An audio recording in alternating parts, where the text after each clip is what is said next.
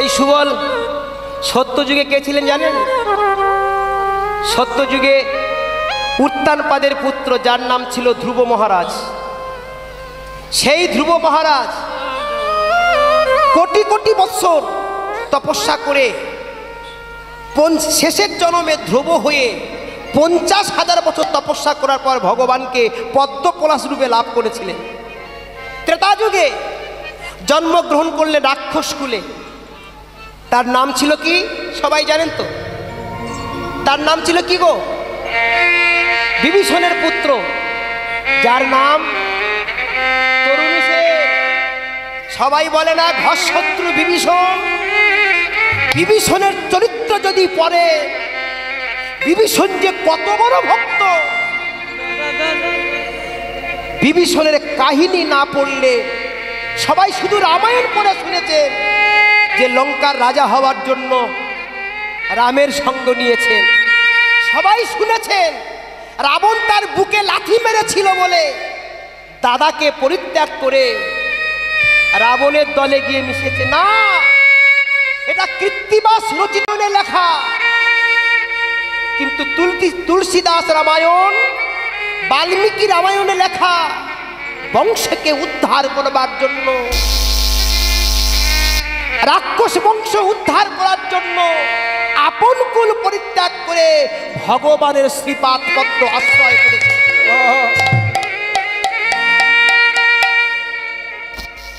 বিভীষণ সাধারণ নয়। রাবণের সমস্ত পুত্র প্রজাগণ ধ্বংস হয়ে গেছে। 7 বছরের শিশু তরুণী সেন বগলে খাতা পেন নিয়ে পাঠশালায় যাচ্ছেন। সেই সময় রাবণ বলেছিল, তরুণী এদিকে, আজকের যুদ্ধে যদি রামকে হত্যা করতে পারিস, লঙ্কার অর্ধেকটা রাজত্ব তোকে দিয়ে দেবো। বগল থেকে খাতা পেন সব ফেলে দিয়ে ছুটতে ছুটতে মার কাছে, মা গো, মা বিদায় দাও গো জননী,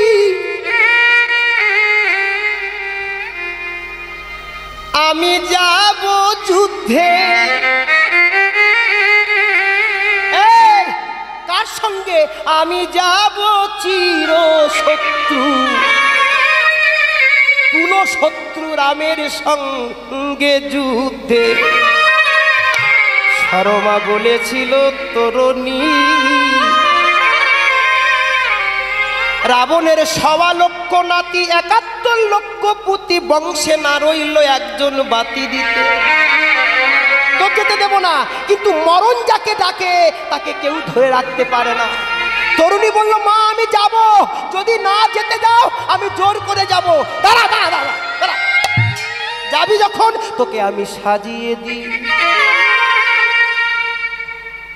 তুলসী তলা মাটি নিয়ে সারা গায়ে রাম নাম লিখে দিল। ব্রাহ্মণদের জিজ্ঞাসা করবেন, নামাবলীটা কোথায় পেয়েছো বাবা? ব্রাহ্মণরা যে নামাবলী গায়ে দিয়ে পূজা করে, কোথায় পেয়েছে? এখান থেকে নামাবলীর জন্ম হয়েছে। কারণ তরুণী হলেন ব্রাহ্মণ, শ্রেষ্ঠ ব্রাহ্মণ। সারা গায়ে রাম নাম লিখে দিল আর বলে দিল, বিপদ যত আসে যেন রাম নাম ছাড়বি না। বিদায় দাও জননী, তরুণী রে, মা অমন করে দেখো না আমার, তোমার চোখের জলে পড়ে যে আমার পিছল হয়ে। মা গো, ও মা, ছেলে বিদেশে গেলে মা দেখবেন পিছনে পিছনে ছুটে যায়। ছেলে মরতে যাচ্ছে, মা শর্মা পিছনে পিছনে যাচ্ছেন। রামের কাছে যেই আসছেন, তরুণীর সৈন্যগণ সবাই বলে উঠলেন, তরুণী সেন কি? রাম জিজ্ঞাসা করছে বিভীষণকে, বন্ধু আজকে যুদ্ধে কে আসছে গো? তরুণী বাবা বিভীষণ বলছেন রাবণের দূর সম্পর্কে একটা ভাইপো আসছেন। কি বাবা এখানে বলেছেন যে আমার ছেলে আসছেন? তাই বহু সাবধান, ওর সঙ্গে যুদ্ধ করতে গেলে সাবধানে যুদ্ধ করতে হবে। যেই যুদ্ধ করতে এলো রাম দেখে সারা গায়ে রাম নাম লেখা। ওগো তরুণী,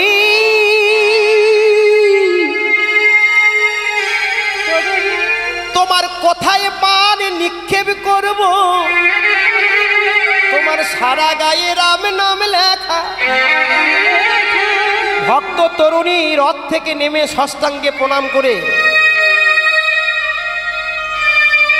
মনে মনে বাবাকে জানাচ্ছেন, বাবা তুমি যেন বলে দিও না আমি তোমার ছেলে, তাহলে আমার মুক্তির কোনো উপায় নাই। রাম বলেন, ওরে লক্ষণ আর যুদ্ধ করব না, ফিরে যা, অযোধ্যায় গিয়ে বিভীষণকে রাজা কর, ভক্তকে আঘাত করতে পারবো না। তরুণী ভাবলেন আমি যদি ভক্তি দেখাই তাহলে আমার মুক্তি নাই, কারণ ভক্তিতে মুক্তি নাই, কিন্তু শত্রু হলে মুক্তি হয়। লাফ দিয়ে রথে রাম যুদ্ধ করো, এমন যুদ্ধ করেছে 10টা বাণ গিয়ে রামের গায়ে লাগলো। তরুণীর বাবা বিভীষণ রেগে গিয়ে বলছে, প্রভু ও অন্য বাণে মরবে না, ওকে বৈষ্ণব অস্ত্র প্রয়োগ করো। তবে প্রভু কোনো জায়গায় মারলে ও মরবে না, ওর মা সব জায়গায় রাম নাম লিখেছেন, কিন্তু এক জায়গায় রাম নাম লিখতে ভুলে গেছে। গলার পেটিকার মধ্যে ওখানে বাণটা নিক্ষেপ করো। মৃত্যু সন্ধান দিয়ে দিল। বাণটা রাম যেই ছেড়ে দিয়েছে উল্কার গতিতে আসছেন, তরুণী বললেন, মৃত্যুমা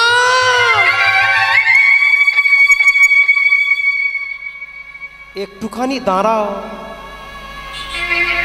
একবার দাঁড়াও। হাতের ধনুক বাণ ফেলে দিয়ে করজোরে কেঁদে কেঁদে বলেন, বাণ তুমি আমার গলায় তখনই পড়বে যখন আমি রামের গুণকীর্তন গাইব। রাম রাম রাম জয় রাম রাম রাম রাম রাম রাম জপ রাম রাম রাম রাম জপ রাম রাম রাম রাম রাম রাম রাম রাম। উল্কার গতি এসে তরুণীকে বধ করে ফেললেন। মাটিতে পড়ে গিয়ে কাটা মাথা হারাম হারাম হারাম বলে, ওগো হারাম হারাম হারাম বলে, হায় রাম। বিভীষণ ছুটতে ছুটতে এসে কাটা মাথা একদিকে রাম বলছেন, দেহটা লাপাচ্ছেন, বাবা কাটা দেহ বুকের মধ্যে ধরে বলে, পুত্র রে আমি বাবা হয়ে তোরে মৃত্যু সন্ধান বলে দিলাম। রাম এসে বলে, বন্ধু এত সৈন্য মেরেছি তুমি কোনোদিন কাঁদনি, আজ কেন কাঁদলে? কে? প্রভু আমার একমাত্র পুত্র। ছি ছি বন্ধু ছি, তুমি বাবা হয়ে ছেলেকে মারলে। প্রভু ইতিহাসে আমার কথা রটনা হয়ে আছে, আমি নাকি ঘর শত্রু। লোকে জানুক আমি তোমার ভালোবাসি, তোমার ভালোবাসতে গিয়ে নিজের পুত্র বলি দিতে আমি কণ্ঠিত হই নাই, হব না।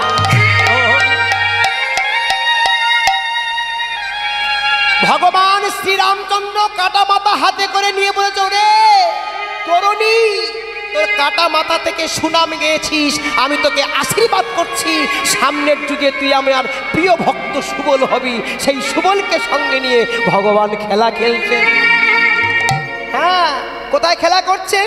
সুবলকে নিয়ে। হ্যাঁ, যত হো রঙ্গেতে সুবল সঙ্গেতে খেলায়ে না বিনোদ খেলা নিতাই গো, যত আলো খেলায় খেলায় রসরঙ্গে।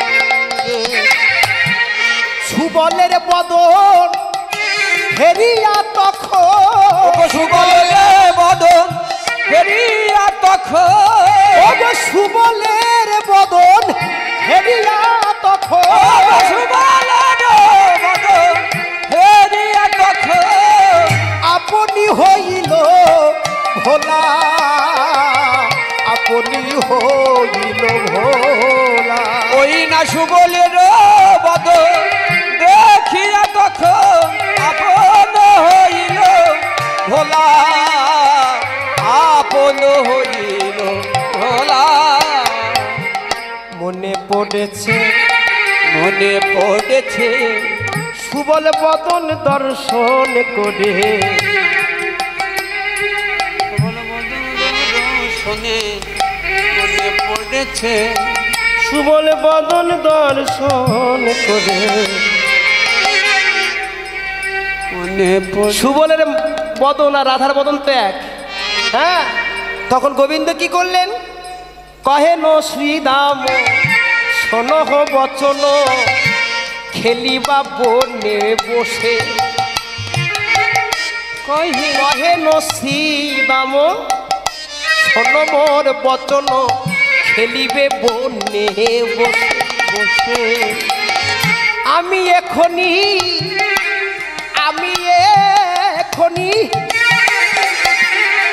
যাইব চলে, ওগো আমি এখনই যাইব চলে, ওই নিকুঞ্জ কানন মাঝে, নিকুঞ্জ কানন মাঝে। ওগো আমি এখনই যাইব চলে, নিকুঞ্জ কানন মাঝে, নিকুঞ্জ কানন মাঝে। তোমরা থাকো সবাই গোচারণে, তোমরা থাকো সবাই গোচরণে, আমি যাব নিধু বনে। আস্তে আস্তে আস্তে। আচ্ছা বাবা, আপনারা কারা কারা বৃন্দাবনে গেছেন হাত তুলে দেখান তো। বৃন্দাবনে, বাহ, আপনারা সাহস করে হাত তুলেছেন। তবে মাস যে ভক্ত যে কীর্তনিয়া বলবেন বৃন্দাবনে গেছে হাত তুলবেন। বাবা, তোমার বাড়ি ভারতে হতে পারো, তোমাদের দেশে বৃন্দাবনে আছে, আমরা বৃন্দাবনে বসে আছি।